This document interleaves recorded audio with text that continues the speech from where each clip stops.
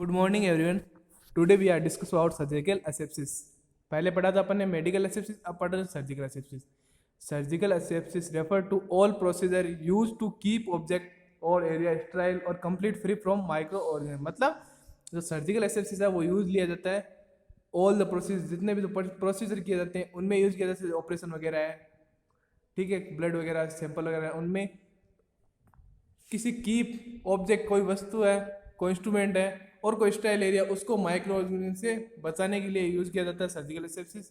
ठीक है, जितने भी माइक्रो कंटेमिनेशन बचाने के लिए फ्री फ्रॉम माइक्रो ऑर्गेनिज्म, उसको बोलते हैं surgical asepsis. In medical asepsis all practice are direct to the prevention of pathogen micro organism enter into the body. मतलब जो मेडिकल एसेप्सिस है वो क्या करता है, जो इसमें टेक्निक यूज करते जाते हैं वो डायरेक्ट प्रिवेंशन, सीधा प्रिवेंट करती है माइक्रो ऑर्गेनिज्म को के कांटेक्ट को इंटर इनटू बॉडी, मतलब बॉडी में इंटर होने से प्रिवेंट करती है। But in surgical asepsis all practice are direct to the elimination of both pathogenic और non pathogenic microorganism include spore. But की सर्जिकल एसेप्सिस में क्या होता है, वो डायरेक्ट कॉन्टेक्ट से बचाती है पैथोजेनिक, जो रोगाणु रोग पैदा करने की क्षमता रखते हैं, जो माइक्रो वायरस है, बैक्टीरिया, और जो नहीं रखते हैं उनको भी खत्म करती है विद उनके स्पोर, जो उनके जो जीन होते हैं उनको भी मार देती है। ठीक है, ये जो सर्जिकल एसेप्सिस में फ्री फ्रॉम माइक्रो, मतलब ये स्टाइल फील्ड का तरह काम करते हैं।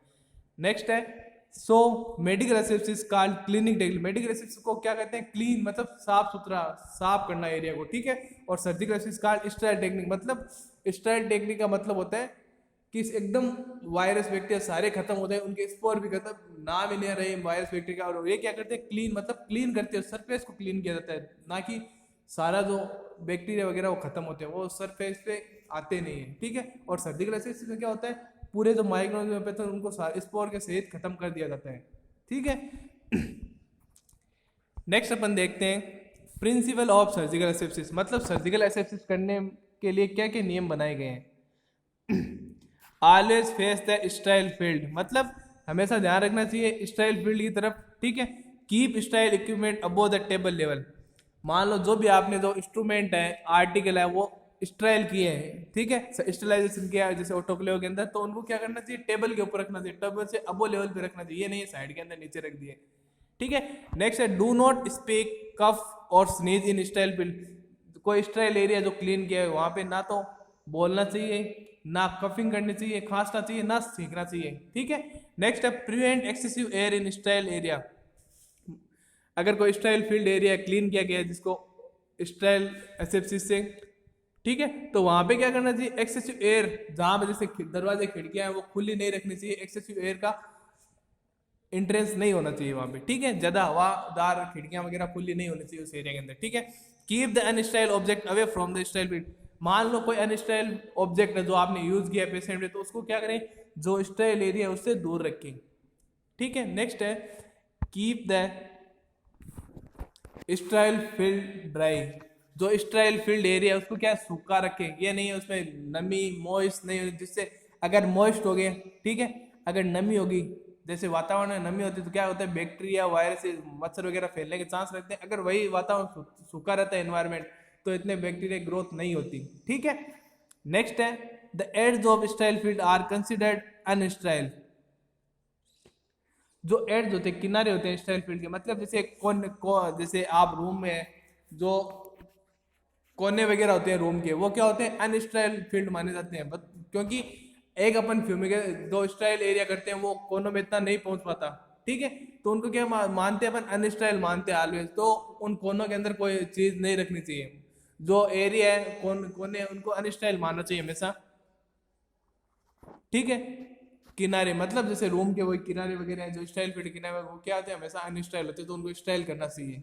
ठीक है, नेक्स्ट है each sterile supply should be clearly label, include contents, time, date of sterilization. मतलब इसका सीधा ईच स्टाइल, मतलब जो भी है इंस्ट्रूमेंट वगैरह उनको स्टाइल करके, जितनी भी सप्लाई इंस्ट्रूमेंट है, इक्विपमेंट है, मशीनें वगैरह, उनको स्टाइल करके क्या है, शुड बी क्लियरली लेबल। मतलब उनके जैसे आप लेबल का मतलब होता है, जैसे अपन कोई दवाई वगैरह लाते हैं उसके ऊपर जो लेबल छिपा होता है, कागज का जो टुकड़ा, उस पर नाम वगैरह प्रिंट होता है, कब की डेट है, एक्सपायरी वगैरह, वो सब लेबल किया होना चाहिए। उसकी तरह इंक्लूड कंटेंट्स, क्या कंटेंट है, क्या नाम उसका, टाइम, और डेट, मतलब इसको स्टेलाइजेशन कब किया गया। स्टेलाइजेशन का मतलब होता है कि फ्री फ्रॉम माइक्रो, ऐसी टेक्निक जिससे माइक्रो ऑर्गेनिज्म को खत्म किया जा सके, उसको बोलते हैं स्टेलाइजेशन।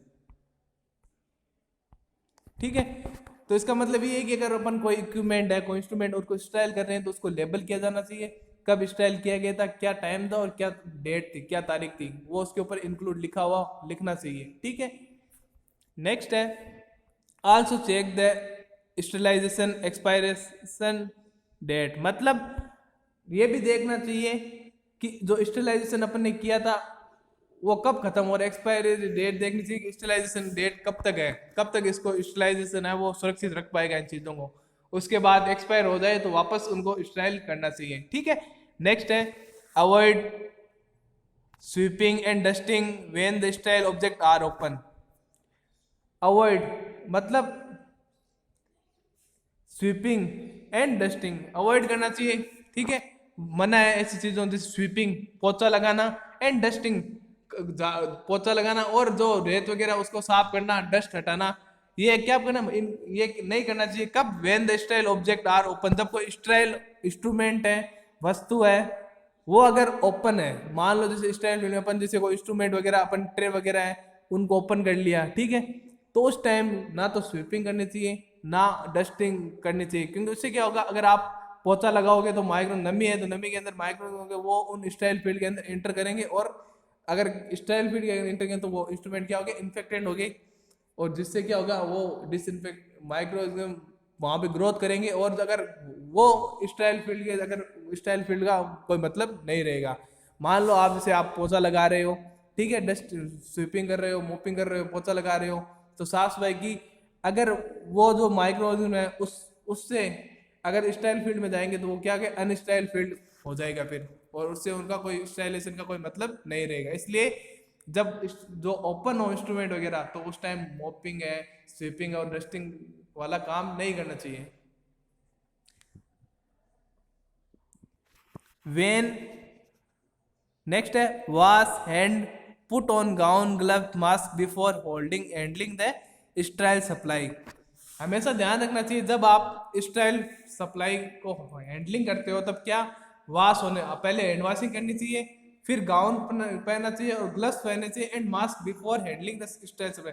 जब भी आप स्टाइल फील्ड के अंदर एंटर करते हो तब आपको पहले ग्लव्स है, हैंड वॉशिंग करनी चाहिए, ग्लव्स पहनना चाहिए और गाउन पहनना चाहिए, मास्क लगाना चाहिए बिफोर हैंडलिंग, कोई भी इंस्ट्रूमेंट वगैरह को हाथ लगाने से पहले या ऑपरेटिव सर्जिकल प्रोसीजर में इंटर होने से पहले आपको ये सब इक्विपमेंट है, जो प्रोटेक्ट इक्विपमेंट है वो यूज करने चाहिए, ताकि आपके जो माइक्रो, अगर आपके अंदर कोई माइक्रो स्प्रेड लगा हुआ है, ठीक है, आपकी बॉडी के ऊपर कोई माइक्रो, तो वो स्टाइल इंस्ट्रूमेंट के ऊपर ना चिपके।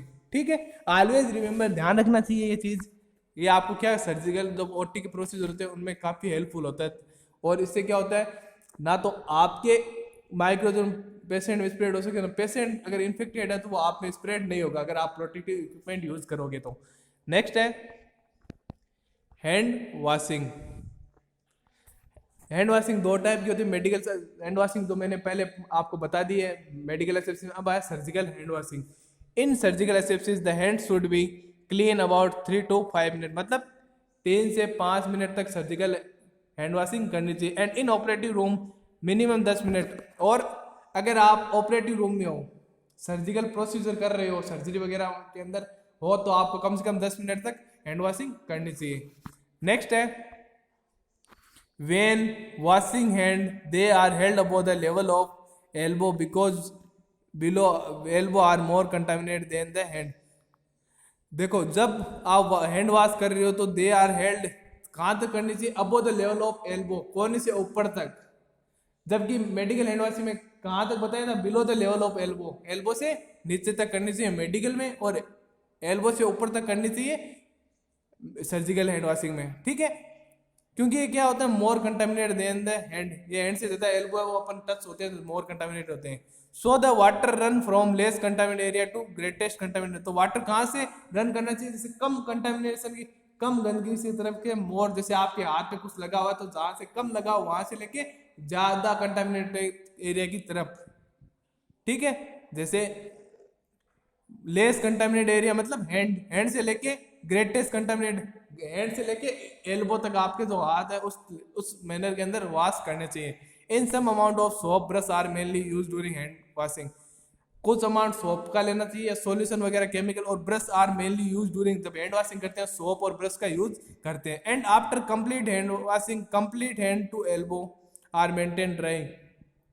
जब आपकी हैंड वॉशिंग कंप्लीट हो जाएगी तब क्या करना चाहिए, elbow are maintain dry, elbow तक, हैंड से एल्बो तक सुखा लेना चाहिए, एकदम ड्राई कर लेना चाहिए।